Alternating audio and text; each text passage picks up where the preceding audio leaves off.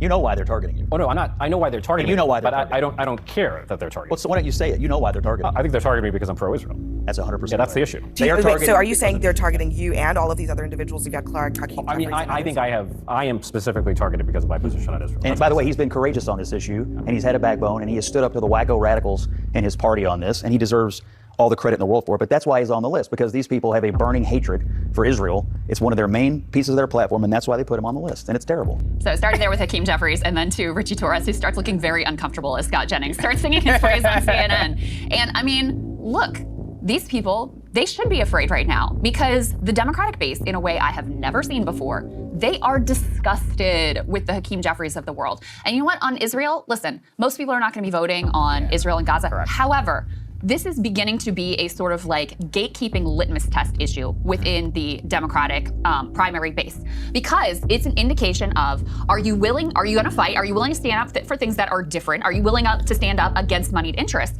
And do you have any like core principles do you have basic humanity and any basic values that we can rely on? So yes, the fact that Richie Torres, who represents one of the poorer districts in the country, has spent so much time fixated on supporting a foreign country rather than trying to help out his own constituents in his own district, yeah, that is going to make you a target for a primary. And I very much suspect that he is going to face one. I think Hakeem Jeffries could as well. And I think both of them could potentially be very vulnerable here, specifically because of the way that the Democratic base has shifted in their view of their own establishment leaders. That's actually the important point. The important point is that it's not about Israel per se.